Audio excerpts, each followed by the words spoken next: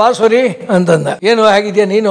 ಸ್ವಲ್ಪ ಹೈಟ್ ಇದ್ಬಿಟ್ಟಿದ್ರೆ ನನಗಿಂತ ಮುಂಚೆನೆ ಹೀರೋ ಆಗ್ತಿದ್ದೆ. ಯಾರು ಹೇಳಿದ ಮಾತು? ರಜನಿಕಾಂತ್. ಈಗಲೂ ಎಷ್ಟೋ ಜನ ಪ್ರೊಡಕ್ಷನ್ ಮ್ಯಾನೇಜರು ಪೋಷಕ ನಟರಿಗೆ ಎಲ್ಲ ಇದು ಮಾಡ್ಕೊಂಡಿರ್ತಾರೆ.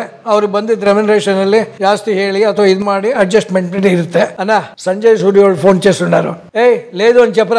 ಒಂದು 2 ವೀಲರ್ ಲ್ಯಾಂಬ್ರೆಟ್ ಆಯ್ತು, ಅದನ್ನ ಹಾಕೊಂಡು JP ನಗರಲ್ಲಿ ಉಪಪತ್ನಿ ಮನೆಯಲ್ಲಿ ಇದ್ರು. ಫೈನಲ್ ಸೆಟಲ್ಮೆಂಟ್ ಅಂತ ರಾಪಿಚ್ಕೋ ಅಂದ್ರು. 2000 ಆ ಕಾಲದಲ್ಲಿ. ಆನಂದ್ ಅಂತ ಒಂದು ಶಿವರಾಜ್ ಕುಮಾರ್ ಮೊದಲನೇ ಸಿನಿಮಾ ರೆಮ್ಯುನರೇಷನ್ ಕೊಟ್ಟೇ ಇರ್ಲಿಲ್ಲ. ಹೌದನ್ರಿ? ಒಂದು ಪೈಸಾನು ಬಂದಿಲ್ವಾ ನಿಮ್ಗೆ? ಕೊಟ್ಬಿಟ್ಟು ಅದೇನೋ ಬರ್ಸ್ಕೊಂಡು ಕಳಿಸಿ.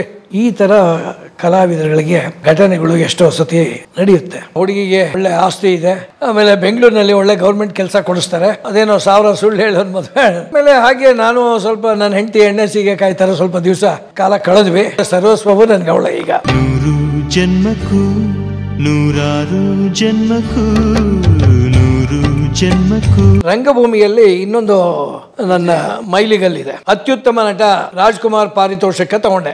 ಬಯಲು ಆಲಯದೊಳಗು ಅಂತ ಒಂದು ನಾಟಕ. ಅದನ್ನ ಉಡುಪಿಯಲ್ಲಿ ಸ್ವಾಮಿಗಳಾಗಿದ್ದವರು ಅವರು ಬರೆದ ನಾಟಕ.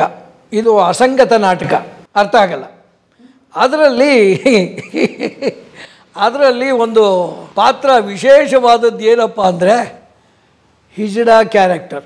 ನಾನು ಆ ಪಾತ್ರದ ಸೆಲೆಕ್ಷನ್ಗೆ ಆ ನಾಟಕದ ಡೈರೆಕ್ಟ್ರು ರಾಜಶೇಖರ್ ಅಂತ ತುಂಬ ಹುಡುಕಿದ್ರಂತೆ. ಯಾರೂ ಸೂಟ್ ಆಗಿಲ್ಲ ಅಂತ ಅವರು SBM ಅಲ್ಲಿ ಕೆಲಸ ಮಾಡ್ತಾಯಿದ್ರು. SBM ಅಲ್ಲಿ ಕೆಲಸ ಮಾಡ್ತಾ ಇದ್ದಾಗ ಅವ್ರ ಕೊಲಿಗೊಬ್ಬ ನನ್ನ ಜಿಮ್ಗೆ ಎಕ್ಸಸೈಸಿಗೆ ಬರೋನು, ರಘು ಅಂತ. ಸರಿ, ಅವನ ಹತ್ರ ಡಿಸ್ಕಸ್ ಮಾಡಿದಾಗ ನಮ್ಮ ಸ್ನೇಹಿತರೊಬ್ಬರು ಜಿಮ್ಮಿಗೆ ಬರ್ತಾರಪ್ಪ, ಅವರು ನಟರು, ಅವ್ರನ್ನ ಬೇಕಾದ್ರೆ ನೀನು ನೋಡ್ಬೋದು ಅಂತ ಹೇಳಿದ್ರು. ನಾನು ಬರ್ತೀನಿ ನಿಮ್ಮ ಜಿಮ್ಗೆ. ಎಷ್ಟೊತ್ತಿಗೆ ಬರ್ತಾರೆ? ಸಾಯಂಕಾಲ ಎಕ್ಸಸೈಸಿಗೆ ಬರ್ತಾರೆ ಅವರು. ಫಸ್ಟ್ ಶೋ ಇದನ್ನು ಮುಗಿಸ್ಕೊಂಡು ಬರ್ತಾರೆ. ಹೆಚ್ಚು ಕಡಿಮೆ 9 ಗಂಟೆವರೆಗೂ ಇರ್ತಾರೆ. ಸರಿ, ಬರ್ತೀನಿ ನಾನು ಸಾಯಂಕಾಲ. ಅವ್ರಿಗೇನು ಹೇಳಕ್ಕೆ ಹೋಗಬೇಡ, ನಾನು ನಾಟಕಕ್ಕೆ ಸೆಲೆಕ್ಟ್ ಮಾಡ್ತೀನಿ ಅಥವಾ ಅದು ಇದು ಅಂತ. ಸರಿ, ಬಂದರು. ನಾವು ತಮಾಷೆಯಾಗೆಲ್ಲ ಜಿಮ್ ಮಾಡಿಕೊಂಡು ಎಕ್ಸಸೈಸ್ ಮಾಡ್ಕೊಂಡು ಮಾತುಕತೆ ಮಾಡಿಕೊಂಡು ಇದು ಮಾಡ್ತಿದ್ವಿ. ಅವ್ರು ಯಾರೋ ಬಂದು ಕೂತಿದ್ದಾರೆ, ನಮ್ಮ ಫ್ರೆಂಡು ಅಂದರು. ಹೌದಾ? ಸರಿ ಸರಿ, ಇನ್ನೇನು ಹೊರಡೋ ಟೈಮು ಹೊರಗಡೆ ಕರೆದು ರಘು ಅನ್ನೋರಿಗೆ ಹೇಳಿದ್ದಾರೆ, ಇಲ್ಲ ಇವರು ಸೂಟ್ ಆಗ್ತಾರೆ, ಇವರೇ ಆ ಪಾತ್ರಕ್ಕೆ ಸೂಕ್ತವಾದ ವ್ಯಕ್ತಿ ಅಂತ ಹೇಳಿದ್ರು. ಸರಿ, ಆಮೇಲೆ ಸರ್ ನಿಮ್ಮ ಹತ್ರ ಸ್ವಲ್ಪ ಮಾತಾಡಬೇಕಲ್ಲ ಸರ್ ಅಂದರು. ಏನು? ನಮ್ಮದೊಂದು ನಾಟಕ ರಮ್ಯಾ ಕಲಾವಿದರು ಅಂತ ಮಾಡ್ಕೊಂಡಿದ್ದೀವಿ, ಎಲ್ಲ ಬ್ಯಾಂಕ್ ಎಂಪ್ಲಾಯೀಸ್ ಆಲ್ಮೋಸ್ಟು. ಸೊ ನೀವು ಇದರಲ್ಲೊಂದು ಪಾತ್ರ, ವಿಶೇಷವಾದ ಪಾತ್ರ ಮಾಡಬೇಕು. ಏನು? ದಾದಾ ಅಂತ ಒಂದು ಕ್ಯಾರೆಕ್ಟ್ರು, ಅದು ಈ ಥರ ಇದೆ, ನೀವು ಮಾಡಬೇಕಲ್ಲ. ನೋಡಿ ಸರ್, ನಾನು ಸಿನಿಮಾ ಥಿಯೇಟ್ರಲ್ಲಿ ಕೆಲಸ ಮಾಡೋದು, ರಿಹರ್ಸಲ್ಗೆ ನನಗೆ ಸರಿಯಾಗಿ ಬರೋಕ್ಕಾಗಲ್ಲ, ತೊಂದರೆ ಆಗುತ್ತೆ. ಯಾಕೆಂದರೆ ಅದೇ ನನಗೆ ಶೋ ಟೈಮು. ನಾನು ಟಿಕೆಟ್ಸ್ ಇಶ್ಯೂ ಮಾಡಿಸ್ಬೇಕು, DCR ಬರಿಬೇಕು, ಇದೆಲ್ಲ ಮಾಡಿ ಬರೋ ಅಷ್ಟೊತ್ತಿಗೆ 7-7:30 ಆಗೋಗುತ್ತೆ. ಆಗುತ್ತಾ ಅಥವಾ ನಿಮಗೆ? ಇಲ್ಲ ಸರ್, ನಾನು ಅಡ್ಜಸ್ಟ್ ಮಾಡ್ಕೋತೀನಿ ಹಾಗೆ ಅಂತ ಹೇಳಿ ಅವರು ಒಪ್ಕೊಂಡ್ರು. ಸರಿ, ಆಮೇಲೆ ಪಾಪ ನಾನು ರೆಗ್ಯುಲರ್ ಆಗಿ ರಿಹರ್ಸಲ್ಗೆ ಹೋಗೋಕ್ಕಾಗ್ತಿರ್ಲಿಲ್ಲ. ಸರಿ, ಅದರಲ್ಲಿ ನಮ್ಮ ಶ್ರೀನಿವಾಸ್ ಪ್ರಭು ಹೆಸರು ಕೇಳಿರ್ಬೋದು. ರಂಗಭೂಮಿ ನಟರು, ಚಿತ್ರನಟರು, ಕಿರುತೆರೆ ನಟರು, ಒಳ್ಳೆ ವಾಗ್ಮಿ. ಅವರ ಸಹೋದರಿ ನಳಿನಾ ಮೂರ್ತಿ ಅಂತ ಒಬ್ಬರು AGS ಆಫೀಸಲ್ಲಿ ಕೆಲಸ ಮಾಡ್ತಿದ್ರು. ಅವರು ಬಹಳ ಒಳ್ಳೆ ನಟಿ. ಆಕೆ ಕೂಡ ಅದರಲ್ಲಿ ಪಾರ್ಟ್ ಮಾಡಿದ್ರು ನನ್ನ ಕಾಂಬಿನೇಷನಲ್ಲಿ. ಸೊ ಇದು ಅಸಂಗತ ನಾಟಕ. ನನಗೇನು ನಾಟಕವೇ ಅರ್ಥ ಆಗಲಿಲ್ಲ. ಸುಮ್ಮನೆ ಹೋಗೋದು, ಪಾರ್ಟ್ ಮಾಡೋದು, ಬರೋದು. ಸರಿ, ಆಮೇಲೆ ಇವ್ರೇನು ಮಾಡಿಬಿಟ್ರು, ನಾಟ್ಯ ಸಂಘ ಥಿಯೇಟರ್ಸ್ ಅಂತ ಭಾಳ ಒಂದು ಅದ್ಭುತವಾದ ತಂಡ ಇತ್ತು ಆ ಕಾಲದಲ್ಲಿ. ನೀವೆಲ್ಲ ಕೇಳಿಲ್ಲ ಅದು. ಅವರು ಪ್ರತಿ ವರ್ಷ ನಾಟಕ ಸ್ಪರ್ಧೆ ಇಡೋರು. ರಾಜ್ಕುಮಾರ್ ಪಾರಿತೋಷಕ ನಾಟಕ ಸ್ಪರ್ಧೆ. ಅದಕ್ಕೆ ಇದು ಎಂಟ್ರಿ ಕೊಟ್ಬಿಟ್ಟಿದ್ದಾರೆ. ಮೊದಲನೇ ಶೋ ಆಗಿದ್ದು ಕಬ್ಬನ್ ಪಾರ್ಕಲ್ಲಿ, ಮಕ್ಕಳ ಭವನ ಇದೆಯಲ್ಲ, ಬಾಲಭವನದಲ್ಲಿ. ಅವತ್ತು ವಿಪರೀತ ಮಳೆ, ಜನವೇ ಇಲ್ಲ. ನಮಗೊಂದು ಟ್ರಯಲ್ ಶೋ ಆದಂಗೆ ಆಯ್ತಷ್ಟೇ. ಎರಡನೇ ಶೋನೇ ಇಲ್ಲಿ ರವೀಂದ್ರ ಕಲಾಕ್ಷೇತ್ರದಲ್ಲಿ ಸ್ಪರ್ಧೆಗೆ ಕೊಟ್ಬಿಟ್ಟಿದ್ದಾರೆ. ಸೊ ಆಮೇಲೆ ಅವತ್ತು ರಾಜ್ಕುಮಾರ್ ಸಿನಿಮಾ ಯಾವುದೋ ರಿಲೀಸ್ ಆಗಿತ್ತು ನಮ್ಮ ಸಿನಿಮಾ ಥಿಯೇಟ್ರಲ್ಲಿ. ವಿಪರೀತ ಕ್ರೌಡು, ನಾನು ಇರಲೇಬೇಕು, ಏನು ಮಾಡೋದು ಅಂತ ಹೇಳಿ ಕೊನೆಗೆ ಅವತ್ತು ಸ್ಪರ್ಧೆ, ನಮ್ಮ ನಾಟಕ ಸ್ಪರ್ಧೆ ದಿವಸ ಫಸ್ಟ್ ಶೋ ಬುಕ್ಕಿಂಗ್ ಮುಗಿಸ್ಕೊಂಡು ಅವಸರವಾಗಿ ಹೋಗಿ ನಾಟಕ ಮುಗಿಸಿ ತಿರ್ಗಿ ಅವಸರವಾಗಿ ಬೇಗ ಬಂದು ಸೆಕೆಂಡ್ ಶೋಗೆ ಅಟೆಂಡ್ ಆಗಿದ್ದೀನಿ. ಅದು ಹೇಗೆ ಪಾತ್ರ ಮಾಡೋದೋ ಏನೋ ಗೊತ್ತಿಲ್ಲ. ಒಟ್ಟಿನಲ್ಲಿ ಫೈನಲ್ ಡೇ ಪ್ರೈಸ್ ಡಿಸ್ಟ್ರಿಬ್ಯೂಷನ್ ದಿನ. ನಮಗೆಲ್ಲ ಎಲ್ಲಿ ಬರುತ್ತೆ, ನಾನು ಏನು ಪಾರ್ಟ್ ಮಾಡಿದ್ದೇನೋ ಅಂತ ಅಂದ್ಕೊಂಡಿದ್ದೆ. ಸರಿ, ನಮ್ಮ ಕಪ್ಪಣ್ಣ ಗೊತ್ತಲ್ಲ, ಶ್ರೀನಿವಾಸ್ ಜಿ ಕಪ್ಪಣ್ಣ, ಅವರು ಅದರ ಮುಖ್ಯಸ್ಥರಾಗಿದ್ದರು ನಾಟ್ಯ ಸಂಘ ಥಿಯೇಟರ್ಸ್ ಇದರಲ್ಲಿ. ಅವರು ಒಂದು ಫೋನ್ ಮಾಡಿದ್ರು ನನಗೆ. ಅಷ್ಟೊತ್ತಿಗಾಗಲೇ ನನಗೆ ಸಂಜಯ್ ಸೂರಿ ಅಂತ ನಾಮಕರಣ ಆಗಿತ್ತು. ಗಿರೀಶ್ ಕಾರ್ನಾಡ್ ಅವರು ಸಂಜಯ ಥಿಯೇಟ್ರಲ್ಲಿ ಕೆಲಸ ಮಾಡ್ತಾ ಇದ್ದಿದ್ದಕ್ಕೆ ಅಲ್ಲಿ ಸೂರಿ 3 ಜನ ಇದ್ದರು. ಎನ್ ಎ ಸೂರಿ ಅಂತ ಒಬ್ಬರು ಬರೋರು, ನಮ್ಮ Girish Karnad cinema script work ಅದಕ್ಕೆಲ್ಲ. ಆಮೇಲೆ ಸುರೇಂದ್ರ, ನಮ್ಮ ಸುಂದರ ಶ್ರೀಗಂಡ ಅವರು. ಈ 3 ಜನ ಸೂರಿಗಳಿದ್ದಾಗ ಸೂರಿ ಅಂದರೆ 3 ಜನ ಹೋಗ್ತಿದ್ವಿ. ನೀವು ಸಂಜಯ್ ಸೂರಿ ಅಂದರೆ ಬನ್ನಿರಿ ಅಂತ ಅನ್ನೋರು. ಆವಾಗ ನಾಮಕರಣ ಆಗಿದ್ದದು. ಹಾಗೆ ಕಂಟಿನ್ಯೂ ಆಗೋದು ಸಂಜಯ್ ಸೂರಿ ಅಂತ. ನಿಮ್ಮ ಹೆಸರು ಸಂಜಯ್ ಅಲ್ಲ, ನಿಮ್ಮ ಪೂರ್ತಿ ಹೆಸರೇನು? ಸೂರ್ಯನಾರಾಯಣ ಅಂತ. ಸಂಜಯ್ ಥಿಯೇಟರ್ ಕೆಲಸ ಮಾಡಿದ್ರೆ ಸಂಜಯ್ ಸೂರಿ ಅವರೇ ಫಸ್ಟ್ ನಾಮಕರಣ ಮಾಡಿದ್ದು ನನಗೆ. ಶ್ರೀನಿವಾಸ್ ಜಿ ಕಪ್ಪಣ್ಣ ಫೋನ್ ಮಾಡಿದ್ರು, ಬನ್ನಿರಿ ಇವತ್ತು ಫಂಕ್ಷನ್ ಇದೆ, ಪ್ರೈಸ್ ಡಿಸ್ಟ್ರಿಬ್ಯೂಷನ್ ಡೇ, ಆಮೇಲೆ ನಿಮ್ಮ ಪ್ರಭಾತ್ ಕಲಾವಿದರದ್ದು ಸಿಂಡ್ರೆಲ್ಲ ನಾಟಕ ಇದೆ, ಎಲ್ಲ ಇದೆ ಅಂದರು. ಫೋನ್ ಮಾಡಿರ್ಬೇಕಾದ್ರೆ ಏನೋ ಇರಬೇಕು, ಯಾವುದೋ ಒಂದು ಪ್ರೈಸ್ ಬಂದಿರಬೇಕು ಅಂದ್ಕೊಂಡು ನಾನು ಫ್ಯಾಮಿಲಿ ಎಲ್ಲ ಕಲಾಕ್ಷೇತ್ರಕ್ಕೆ ಹೋಗ್ತಿದ್ವಿ. ಅಷ್ಟೊತ್ತಿಗೆ ಲ್ಯಾಮ್ರೆಟಾ ಸ್ಕೂಟ್ರಿಂದ ಕ್ರೂಸಿಡರ್ ಮೋಟ್ರ್ ಸೈಕಲ್ಗೆ ಬಂದಿದ್ದೆ. ಅವ್ರು ಯಾರೋ ಸೆಕೆಂಡ್ ಹ್ಯಾಂಡ್ ಕೊಟ್ಟಿದ್ದರು. ಮೊದಲು ನನ್ನ ಬಸ್ಸು ಪ್ರಯಾಣ, ಆಮೇಲೆ ಸೈಕಲ್ದು ಒಂದು ಕತೆ ಇದೆ. ಸೈಕಲ್ ಥೀಫ್ ಅನ್ನೋ ಇಂಗ್ಲೀಷ್ ಸಿನಿಮಾ ನೋಡಿದ್ದೀರಾ ನೀವು?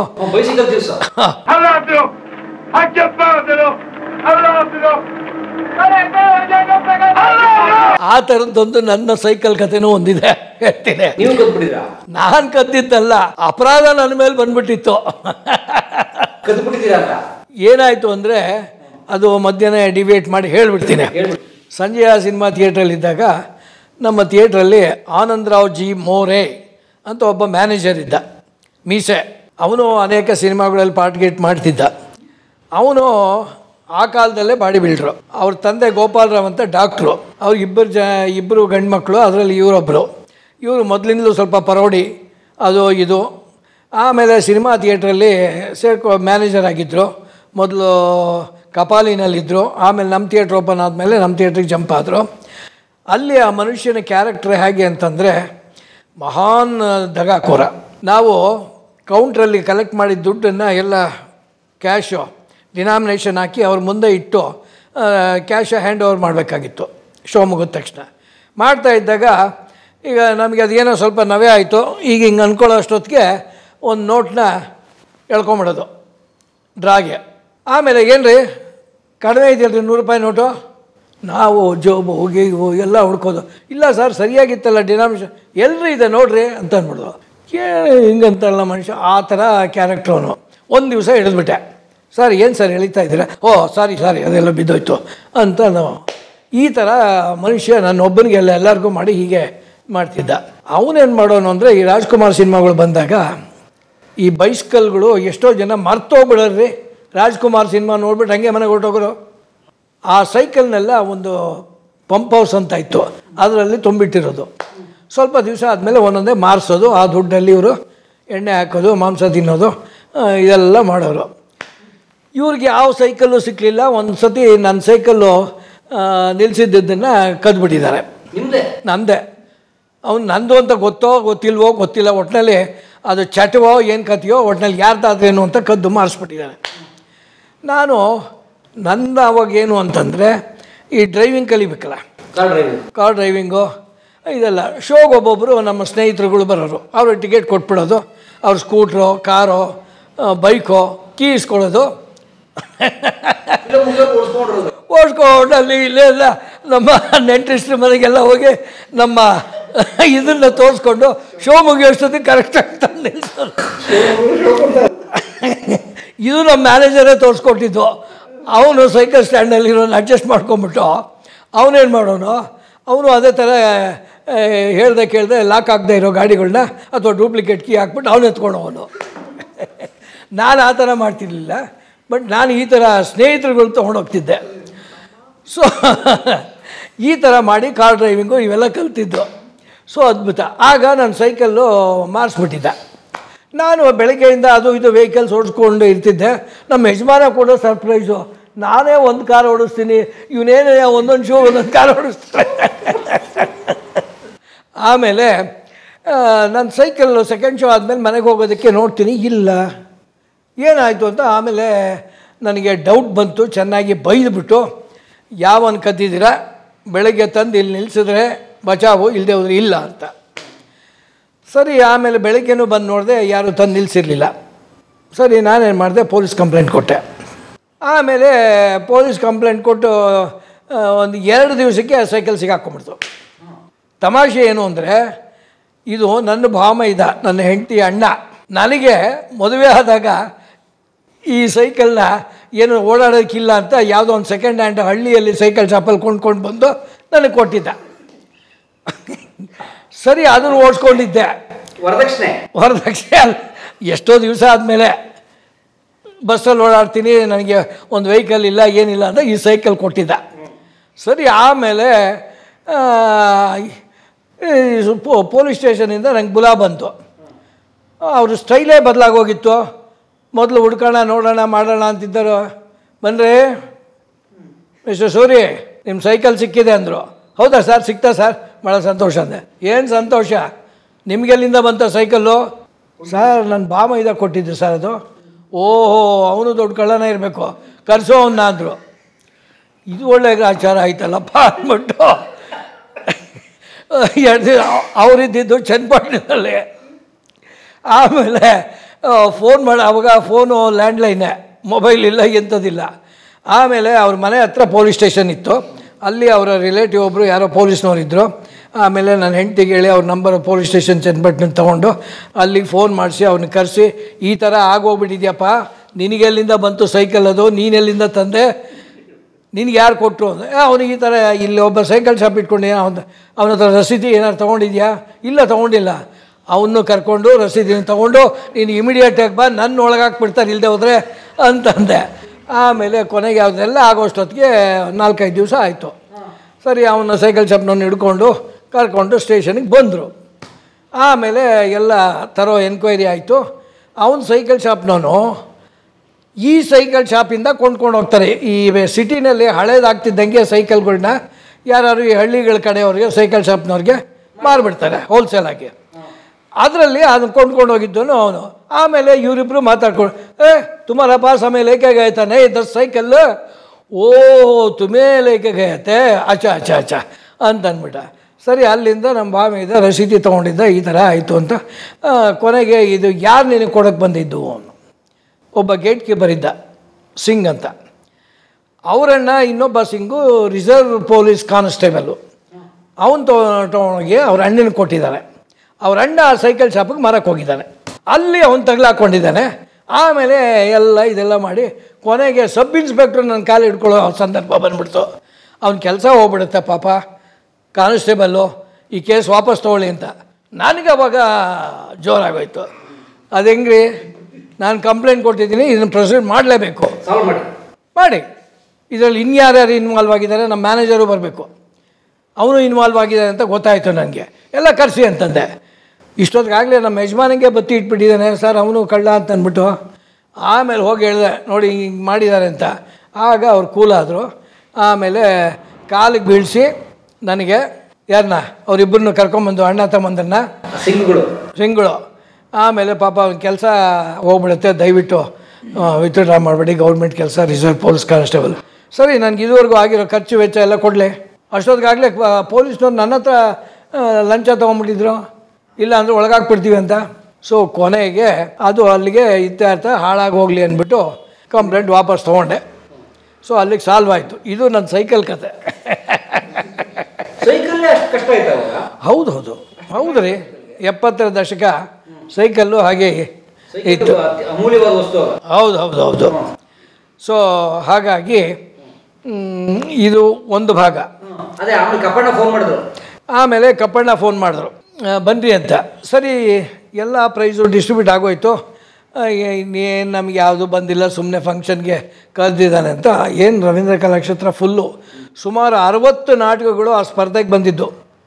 ಪೌರಾಣಿಕ ನಾಟಕಗಳು, ಆಮೇಲೆ ಹಿಸ್ಟಾರಿಕಲ್ಲು, ಸಾಮಾಜಿಕ, ಅಸಂಗತ ನಾಟಕ, ಇವೆಲ್ಲ ಬೇಕಾದಷ್ಟು ನಾಟಕಗಳು ಬಂದವು. ಸುಮಾರು ಹೆಚ್ಚು ಕಡಿಮೆ 60 ನಾಟಕ.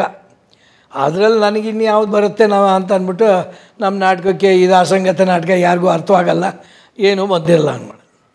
ಆಮೇಲೆ ನೋಡಿದ್ರೆ ನಾವು ಹೊರಟ್ಬಿಟ್ಟಿದ್ವಿ ಇನ್ನೇನು ಮುಗಿತಾ ಬಂತು ಫಂಕ್ಷನ್ನು ಅಂತ ಅಂದ್ಬಿಟ್ಟು ಕೊನೆಗೆ ಬಾಗ್ಲ ಹತ್ರ ಹೋಗಿ ನಿಂತಿದ್ದೀವಿ. ಈ ಸ್ಪರ್ಧೆಯಲ್ಲಿ ಅತ್ಯುತ್ತಮ ನಟ ಸಂಜಯ್ ಸೂರಿ.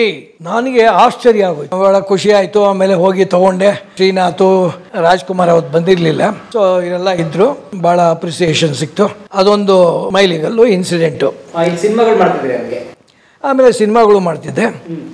ಆಮೇಲೆ ಆ ಫಂಕ್ಷನ್ಗೆ ಹೋಗೋದಕ್ಕೆ ಕ್ರೂಸಿಡರ್ ಮೋಟರ್ ಸೈಕಲ್ ಹೇಳಿದ್ನಲ್ಲ, ಅದು ಸೆಕೆಂಡ್ ಹ್ಯಾಂಡ್ ಕೊಂಡ್ಕೊಂಡಿದ್ನಲ್ಲ.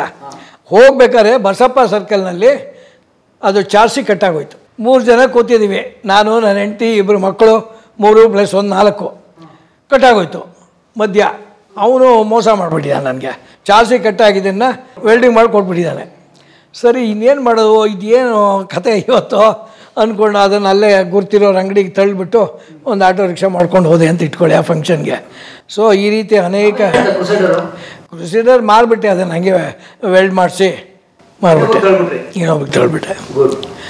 ಸೊ ಹೀಗೆ ನನ್ನ ವೆಹಿಕಲ್ಲು ಒಂದರಿಂದ ಒಂದು ಆಮೇಲೆ ಕಾರಿಗೆ ಬಂದೆ ಅಂತ ಇಟ್ಕೊಳ್ಳಿ. ಕೊನೆಗೆ JK ಶ್ರೀನಿವಾಸ ಮೂರ್ತಿ ಕೂಡ ವೆಹಿಕಲ್ ಇಟ್ಟಿಲ್ದಲ್ಲಿರೋ ಕಾಲದಲ್ಲೇ ನಾನು ವೆಹಿಕಲ್ ಇಟ್ಟಿದ್ದೆ. ಸೊ ಹೀಗೆ ನನ್ನ ಸಿನಿಮಾ ಪಯಣ ನಡೀತಾ ಇತ್ತು. ಸುಮಾರು ಹೆಚ್ಚು ಕಡಿಮೆ ಒಂದು 100 ಸಿನಿಮಾ ಮಾಡಿರ್ಬೋದು. ಅಮೇರಿಕಾ ಸಿನಿಮಾ, ಅದರ 25 ವರ್ಷದ ಒಂದು ಸನ್ನಿವೇಶಕ್ಕೆ ನೀವು ಬಂದಿದ್ರಿ ಅಲ್ವೇ? ಎಸ್. ಆಗ 25 ವರ್ಷದಿಂದ ಅಲ್ಲೂ ಒಂದು ಘಟನೆ ಆಯಿತು. ಅಮೇರಿಕಾ ಫಿಲಮ್ ಎಲ್ಲ ಕಂಪ್ಲೀಟ್ ಆಗಿ ರಿಲೀಸು ಆಯಿತು.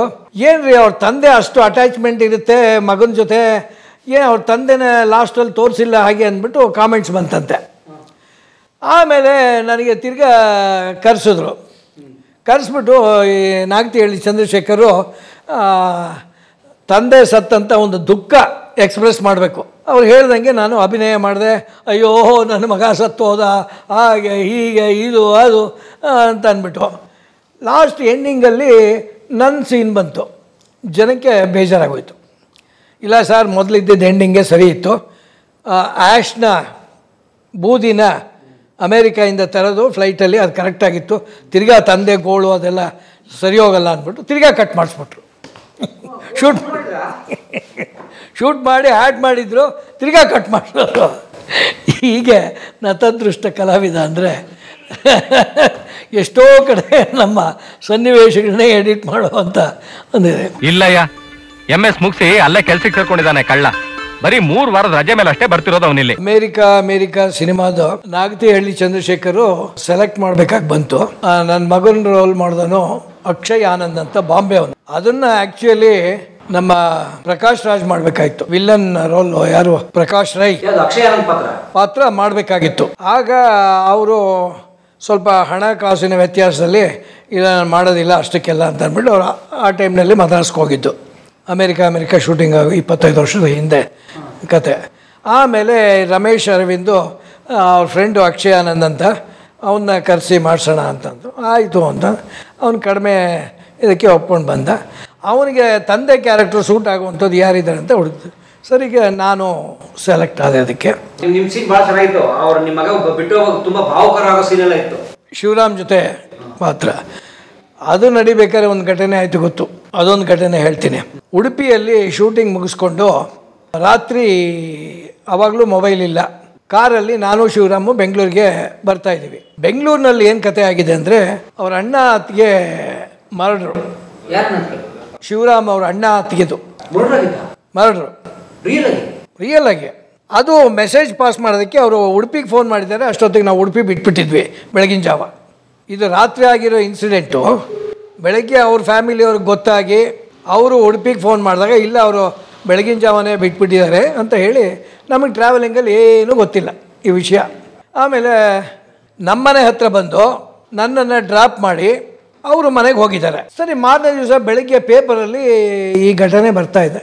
ಅವ್ರ ಅಣ್ಣ ಮತ್ತು ಅತ್ತಿಗೆ ಕಲಾಸಿಪಾಳ್ಯಮಲ್ಲಿ ಹಿಂದೆ ಒಂದು ಏರಿಯಾ ಇದೆ, ಅದು ಆ ಕಾಲದಲ್ಲಿ ಪತ್ರಕರ್ತರ ಒಂದು ಬಡಾವಣೆ, ಅದು ಏನೋ ಹೆಸರಿದೆ. ಅಲ್ಲಿ ಅವರು ವಾಣಿ ಇನ್ಸ್ಟಿಟ್ಯೂಟ್ ಅಂತ ಟೈಪ್ರೈಟಿಂಗ್ ಇನ್ಸ್ಟಿಟ್ಯೂಟ್ ಆ ಕಾಲದಲ್ಲಿ ಇಟ್ಕೊಂಡಿದ್ದವರು, ಭಾಳ ಚೆನ್ನಾಗಿ ನಡೀತು. ಆಮೇಲೆ ಅವರು ಗಂಡು ಮಕ್ಕಳಿರಲಿಲ್ಲ, ಬರೀ ಹೆಣ್ಮಕ್ಳಿಗೆಲ್ಲ ಮದುವೆ ಮಾಡಿದ್ರು. ಗಂಡ ಹೆಂಡತಿ ಇಬ್ಬರೇ ಇದ್ದರು.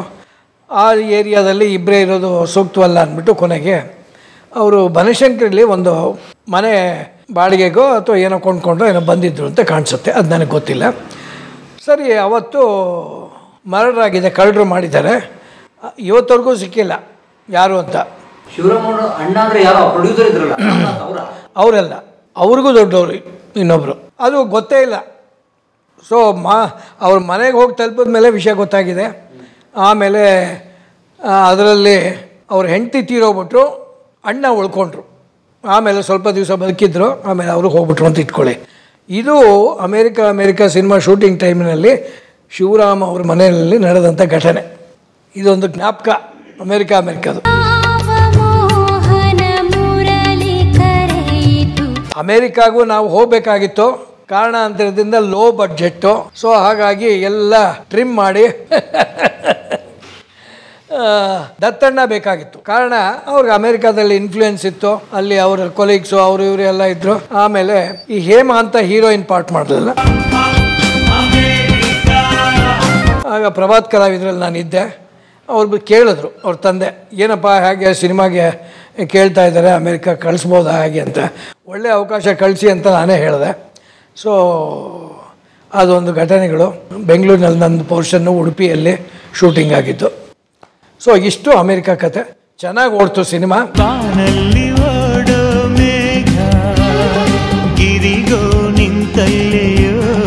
ಶತದಿನೋತ್ಸವ ನಡೆದಾಗ ನಮ್ಮ ಹಳೆ ಸಂಜಯ ಸಿನಿಮಾ ಥಿಯೇಟ್ರು ಈಗ ಕುವೆಂಪು ಕಲಾಕ್ಷೇತ್ರ ಆಗಿದೆ, ಅಲ್ಲಿ ಇದರ ವಿತರಣೆ ಶತದಿನೋತ್ಸವದ ಕಾರ್ಯಕ್ರಮ ಕೆ ಬಾಲಚಂದರ್ ಬಂದಿದ್ದರು.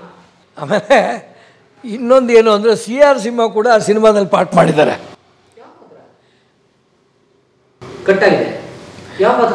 ರಮೇಶ್ ಅವ್ರ ತಂದೆ ರೋಲು, ರಮೇಶ್ ಅರವಿಂದ್ ತಂದೆ ರೋಲು. ಸಿನಿಮಾ ಲೆಂತ್ ಜಾಸ್ತಿ ಆಯಿತು ಅಂತ ಅವರು ಒಂದು ಮದುವೆ ಸೀನಲ್ಲಿ ಸುಮ್ಮನೆ ಕಾಣಿಸ್ಕೋತಾರಷ್ಟೇ. ಅದು ಎಡಿಟ್ ಆಗಿದೆ ನೋಡಿ. ಅಂಥ ಕಲಾವಿದರಿಗೆ ಹಾಗಿರ್ಬೇಕಾದ್ರೆ ಇನ್ನು ಹೇಗೆ ಅಂತ. ಸೊ ಆ ರೀತಿ ಕೆ ಬಾಲಚಂದರು ಮೊಮೆಂಟೋಸ್ ವಿತರಣೆಗೆ ಅವ್ರು ಬಂದಿದ್ದರು. ಆಗ ಮೊಮೆಂಟೋಸ್ ಕೊಡ್ಬೇಕಾದ್ರೆ ನನಗೆ ಅವ್ರು ನೆನಪು ಮಾಡಿದೆ. ಅವರು ಒಂದು ಹಳೆಯ ಸಿನಿಮಾ ರಜನಿಕಾಂತ್ ಬಿಗಿನಿಂಗ್ ಡೇಸು, ತಪ್ಪಿದ ತಾಳ ತಪ್ಪು ತಾಳಂಗಳಂತ, ವಿಚಿತ್ರ ಬಾಡು, ಅದರಲ್ಲಿ ನಾನೊಂದು ಗೆಸ್ಟ್ ರೋಲ್ ಮಾಡಿದ್ದೆ, ಒಬ್ಬ ಪೊಲಿಟಿಕಲ್ ಲೀಡರ್. ಇನ್ಮೇಲೆ ಇವರೆಲ್ಲ ಯಾವ ರಾಜಕೀಯ ಕುಳಿಬಾರ್ದು, ಯಾವ ಭಾಷಣ ಮಾಡಬಾರ್ದು, ಗೊತ್ತಾಯ್ತಾ? ಆ ವಿಷಯ ನನಗೆ ಬಿಡಿ. ಸರಿ, ಕನ್ನಡದಲ್ಲಿ ಓಕೆ ಆಯಿತು. ತಮಿಳು ಮಾತಾಡ್ತೀರಾ ಅಂದರು. ಯು ಕ್ಯಾನ್ ಸ್ಪೀಕ್ ತಮಿಳ್ ಅಂದರು. Yes sir, I can speak manageably ಅಂತಂತೆ. Okay, we will dub it, don't worry, you speak. ಸರಿ, ತಮಿಳಲ್ಲೂ ಅರ್ಕ ಮರ್ಕ ತಮಿಳಲ್ಲಿ ಹೊಡೆದೆ, ಡಬ್ ಮಾಡಿದೆ, ಅದು ಇದಾಯಿತು. What an actress, why don't you come and settle in our Madras ಅಂದರು. ಯಾಕೆ ಹೋಗಲಿಲ್ಲ? ನನಗೆ ಮದ್ರಾಸ್ಗೆ ಹೋಗಿ ನಾನು ಸರ್ವೈವ್ ಆಗ್ತೀನೋ ಇಲ್ವೋ, ಇಲ್ಲಿ ಅವಾಗಿನ್ನೂ ನಮ್ಮ ಮದುವೆ ಆಗಿ 3 ಜನ ಪುಟ್ ಮಕ್ಕಳು, ಅವ್ರ ರೆಸ್ಪಾನ್ಸಿಬಿಲಿಟಿ ಯಾರು ತಗೋತಾರೆ? ಎಲ್ಲಿ ಬಿಟ್ಟು ಹೋಗೋದಕ್ಕೂ ಯಾರು ಇದಾಗ್ತಿರ್ಲಿಲ್ಲ.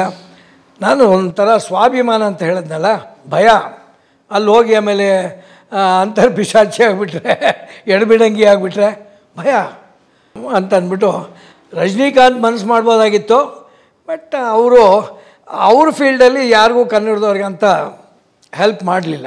ಅವರ ರಿಲೇಟಿವ್ ಮನೇಲೆ ನಾನು ಬಾಡಿಗೆಗಿದ್ದೆ ರಾಘವೇಂದ್ರ ಕಾಲೋನಿಯಲ್ಲಿ. ಆಮೇಲೆ ಮನೆಗಳು ಬದಲಾಯಿಸ್ತಾ ಕೊನೆಗೆ ರಾಘವೇಂದ್ರ ಕಾಲೋನಿಗೆ ಬಂದೆ. ಗೋಪಿ ಅಂತ ಮಾಧವ ಇನ್ಸ್ಟೋರೆನ್ಸ್ ಅಂತ ಕಲಾಸಿಪಾಳ್ಯದಲ್ಲಿತ್ತು. ಆವಾಗ ರಜನಿಕಾಂತು ಅಲ್ಲಿ ಹೋಗ್ತಿದ್ದ ಅವ್ರ ಅಂಗಡಿಗೆ. ಅವರ ಭಾಳ ನಿಯರೆಸ್ಟ್ ರಿಲೇಟಿವ್, ದೊಡ್ಡಪ್ಪ ಚಿಕ್ಕಪ್ಪನ ಮಕ್ಕಳು ಆ ಥರ. ಸರಿ, ಗೋಪಿಯನ್ನು ಬಾರ ಮದ್ರಾಸ್ ಹೋಗೋಣ ರಜನಿಕಾಂತ್ ಮನೆಗೆ ಅಂದ. ಯಾವಾಗಲೂ ಅವಾಗ ಆ್ಯಕ್ಟ್ ಮಾಡಿದ್ದು ಇವಾಗ ನೆನಪಿರುತ್ತೋ ಇಲ್ವೋ, ಆಮೇಲೆ ಐಡೆಂಟಿಫೈ ಮಾಡದೇ ಇದ್ದರೆ ಭಾಳ ಕಷ್ಟ ಆಗುತ್ತಪ್ಪ, ನಾನು ಬರಲ್ಲ. ನಾನು ಹೇಳ್ತೀನಿ ಬಾರೋ ಅಂತಂತ ಹೋದ. ಸರಿ, ಕರ್ಕೊಂಡು ಹೋದ. ರೈಲ್ವೆ ಸ್ಟೇಷನಿಂದ ಫೋನ್ ಮಾಡ್ದ, ಯಾರ್ಯಾರು ಬಂದಿದ್ದೀರಾ? ನಾನು ಸಂಜಯ್ ಸೂರಿ. ಓ, ಸೂರಿ ಬಂದಿದ್ದೀರಾ? ಆಶ್ಚರ್ಯ, ನನ್ನ ಹೆಸರು ಇನ್ನೂ ಇಟ್ಕೊಂಡು. ಒಂದು ಕಾಲದಲ್ಲಿ ಅವರೆಲ್ಲ ಟಿಕೆಟ್ಸಿಗೆ ಬರ್ತಿದ್ರು ರಾಜ್ಕುಮಾರ್ ಸಿನಿಮಾ ನೋಡೋದಕ್ಕೆ, ನನ್ನ ಹತ್ರ ಟಿಕೆಟ್ಗೆ.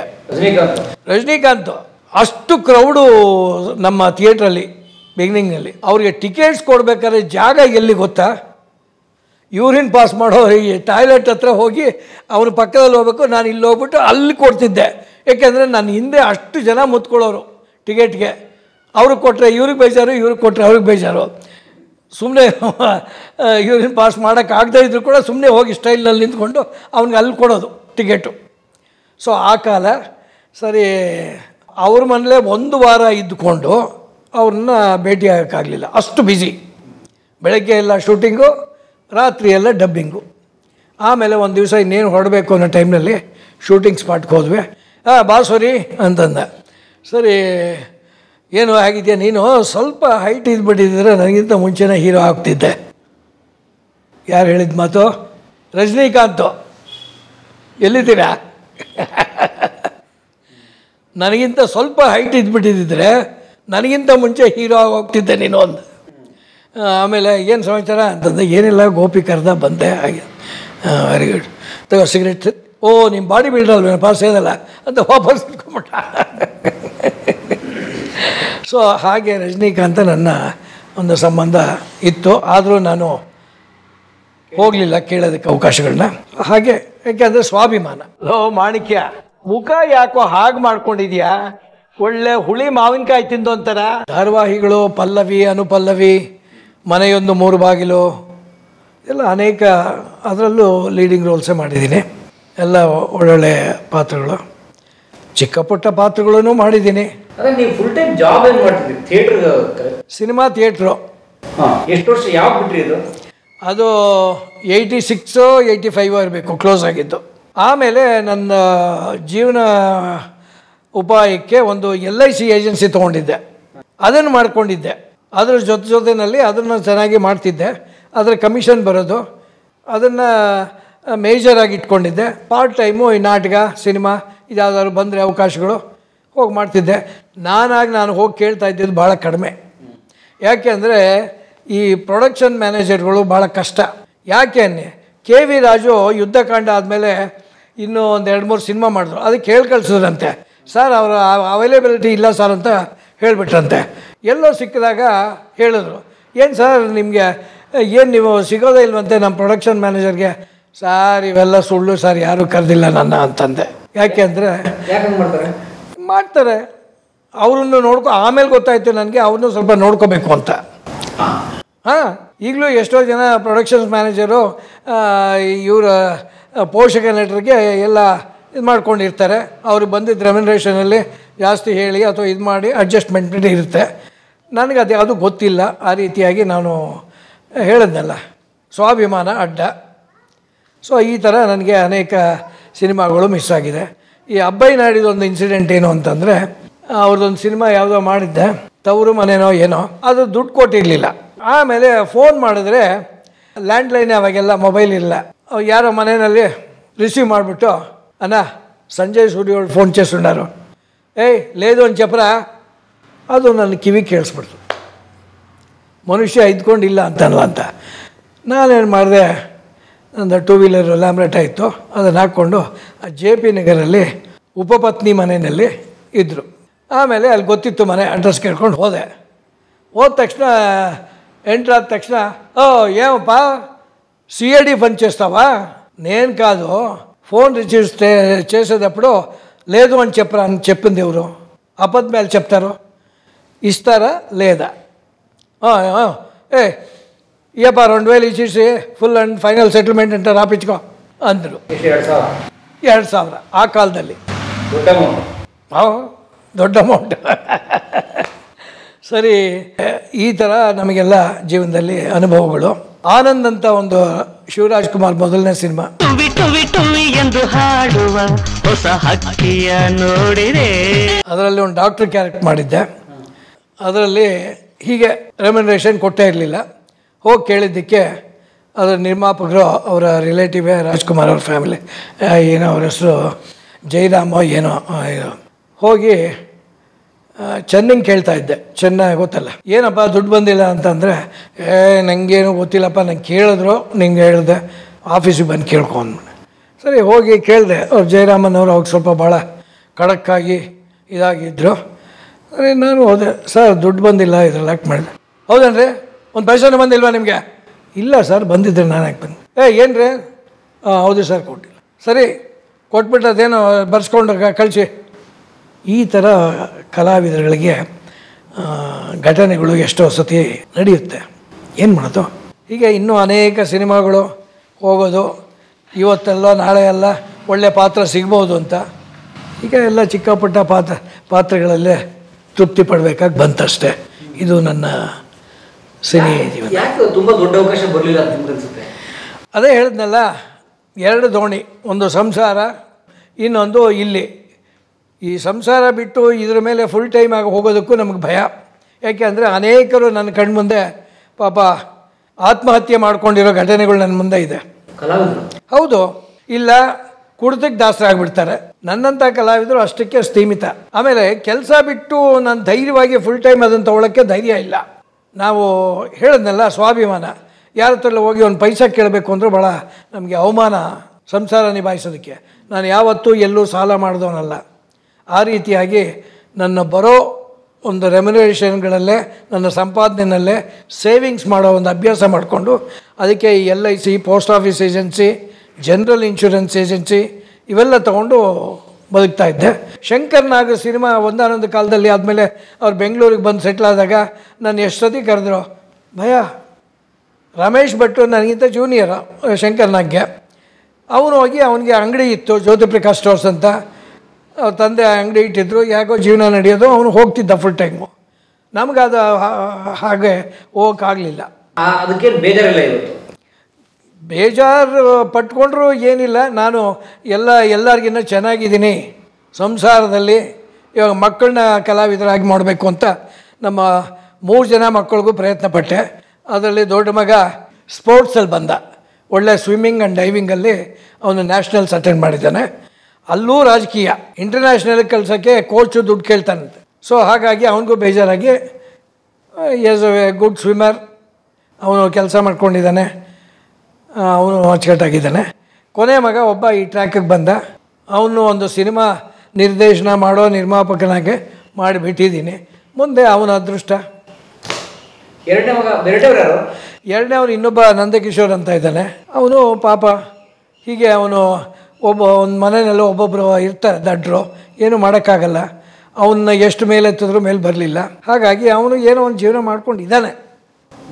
3 ಜನ ಗಂಡ್ಮಕ್ಳು. 3 ಜನ ಗಂಡ್ಮಕ್ಳು. ಮದುವೆ ಅದು ಒಂದು ದೊಡ್ಡ ಕಥೆನೇ. ನಾನು ಬೆಂಗಳೂರು ಬಂದಾಗ ನಮ್ಮ ದೊಡ್ಡಮ್ಮನ ಮನೇಲಿದ್ದೆ. ಆಮೇಲೆ ಹೀಗೆ ಬಂತು. 70ರಲ್ಲಿ ಸಿನಿಮಾ ಥಿಯೇಟ್ರಿಗೆ ಸೇರಿದೆ. 71ಕ್ಕಾಗಲೇ ನನಗೆ 25 ವಯಸ್ಸು. ಆಮೇಲೆ ಎಲ್ಲ ಹೆಣ್ಣು ನೋಡೋಕ್ಕೆ ಶುರು ಮಾಡಿದ್ರು. ಆಮೇಲೆ ಏನು ಮಾಡೋದು ಅಂತ ಅಂದ್ಬಿಟ್ಟು ಯೋಚನೆ ಮಾಡ್ತಾಯಿದ್ದೆ. ಈಗ ನಾನು ಮದುವೆ ಆಗಿರೋ ಹುಡುಗಿನ ಮದುವೆ ಮಾಡಿಕೊಡ್ತಾರೆ. ಆ ಹುಡುಗಿಗೆ ಒಳ್ಳೆ ಆಸ್ತಿ ಇದೆ, ಎಲ್ಲ ಇದೆ ಅಂತ ಅಂದ್ಬಿಟ್ಟು ಅದೇನೋ 1000 ಸುಳ್ಳು ಹೇಳೋದು ಮದುವೆ. ಆಮೇಲೆ ಬೆಂಗಳೂರಿನಲ್ಲಿ ಒಳ್ಳೆ ಗೌರ್ಮೆಂಟ್ ಕೆಲಸ ಕೊಡಿಸ್ತಾರೆ, ಅವ್ರ ಕಡೆಯವರೆಲ್ಲ ಅನುಕೂಲವಾಗಿದ್ದಾರೆ ಅಂತ ಮದುವೆ ಮಾಡಿ ತಗಲಾಕ್ಬಿಟ್ರು. ಕೊಡಿಸ್ತಾರೆ ಗೌರ್ಮೆಂಟ್ ಕೆಲಸ. ಆಮೇಲೆ ಏನು ಮಾಡಿದ್ರಿ? ಆಮೇಲೆ ಹಾಗೆ ನಾನು ಸ್ವಲ್ಪ ನನ್ನ ಹೆಂಡತಿ ಎಣ್ಣೆ ಸೀಗೆಕಾಯಿ ಥರ ಸ್ವಲ್ಪ ದಿವಸ ಭಾಳ ಕಾಲ ಕಳೆದ್ವಿ. ಕೊನೆಗೆ ನಮ್ಮಲ್ಲೂ ಒಳ್ಳೆ ಸ್ನೇಹಿತರು, ಕೆಟ್ಟ ಸ್ನೇಹಿತರು ಇದ್ದೇ ಇರ್ತಾರೆ. ಆ ಒಳ್ಳೆ ಸ್ನೇಹಿತರು ಹೇಳಿದ್ರು, ನೋಡಪ್ಪ ಪಾಲಿಗೆ ಬಂದಿದ್ದೆ ಪಂಚಾಮೃತ, marriages are made in the heaven. So ಹಾಗಾಗಿ ನೀನು ಈಗೇನು ಬಿಟ್ಟು ಇನ್ನೊಬ್ಬಳು ಮದುವೆ ಆದರೆ ಅವಳಿಗೇನು ಬೇಕಾದ್ರೂ ಆಗ್ಬೋದು, ಹಾಗೆಲ್ಲ ಮಾಡೋಕ್ಕೆ ಹೋಗಬೇಡ. ಒಂದು ಸರಿ ಮದುವೆ ಆಗಿದ್ದ ಹೆಣ್ಣು, ಅವಳನ್ನೇ ಕಷ್ಟವ ಸುಖ ನಡೆಸ್ಕೊಂಡು ಹೋಗು ಅಂತ ಕೆಲವರು ಹಿತೈಷಿಗಳು ಹೇಳಿದ ಒಂದು ಇದ್ರ ಮೇಲೆ ಸಂಸಾರ 50 ವರ್ಷ ಸಂಸಾರ ನೀಗಿಸ್ಬಿಟ್ಟೆ. ಮೇಡಮ್ ಅವಳಿಗೂ ಅಷ್ಟೇ, ಈಗ ಹೌಸ್ ವೈಫ್ ಆಗಿದ್ದಾಳೆ, ಚೆನ್ನಾಗಿದ್ದಾಳೆ. ಏನು ಹೆಸರು? ಶಕುಂತಲಾ ಅಂತ. ಬಿಗಿನಿಂಗ್ ಡೇಸಲ್ಲಿ ಎಣ್ಣೆ ಸೀಗೆಕಾಯಿ. ಎಣ್ಣೆ ಸೀಗೆಕಾಯಿ ಇದು ವಾಸ್ತವ. ಎಷ್ಟು ವರ್ಷ ಎಣ್ಣೆ ಸೀಗೆಕಾಯಿ? ಏನು ಒಂದು 5-6 ವರ್ಷ. ಮಾತಿಲ್ಲ ಕಥೆ ಇಲ್ಲ. ಮಾತು ಅಂದರೆ ಸುಮ್ಮನೆ ಎಸ್ ನೋ ಆಲ್ ರೈಟ್. ನಾನು ಅವಾಗ ಭಾಳ ಬಾಡಿ ಬಿಲ್ಡ್ರ್ ಅಲ್ವಾ, ಏಯ್ ಓ ಆ ಪಾಪ ಅದು ಹೆದರ್ಕೊಂಡು ಎಲ್ಲ ಏನೋ ಮಾಡಿದೆ. ಕೊನೆಗೆ ಈಗ ನೆಕ್ಸ್ಟ್ ಅವರೇ. ಈಗ ಅವಳು ಬಿಟ್ಟರೆ ನನಗೆ ಬೇರೆ ಯಾರೂ ಇಲ್ಲ ಅನ್ನೋ ಒಂದು, ಅವಳೇ ತಾಯಿ, ಅವಳೇ ಮಗಳು, ಅವಳೇ ಹೆಂಡತಿ, ಎಲ್ಲವೂ ಅವಳೇ ಸರ್ವಸ್ವವೂ ನನಗೆ ಅವಳೇ. ಈಗ ಆ ಮಟ್ಟಕ್ಕೆ ನಮ್ಮ ಮನ ಪರಿವರ್ತನೆ ಆಗಿದೆ. ಕಟ್ಕೊಂಡವಳು ಕೊನೆ ತನಕ, ಇಟ್ಕೊಂಡವಳು ಇರೋ ತನಕ. ಸೊ ಹಾಗಾಗಿ ಹೆಂಡ್ತಿನೇ ಸರ್ವಸ್ವ. ಸೊ ಹಾಗೆ ಆ ಮದುವೆ ಕತೆ ಆ ಥರ ಆಗಿ ಕೊನೆಗೆ ಹೀಗಾಗಿ.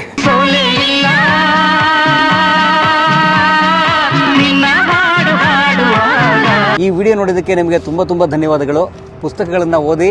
ಓದು ಮನಸ್ಸನ್ನ ಅರಳಿಸುತ್ತೆ, ಬುದ್ಧಿಯನ್ನು ಚುರುಕು ಮಾಡುತ್ತೆ, ಕಾಣದ ಹೊಸಲೋಕವನ್ನು ಪರಿಚಯಿಸುತ್ತೆ. ಹಾಗಾಗಿ ಓದಿ, ಓದುವ ಸಂಸ್ಕೃತಿ ಹೆಚ್ಚಾಗ್ಲಿ. ಧನ್ಯವಾದ.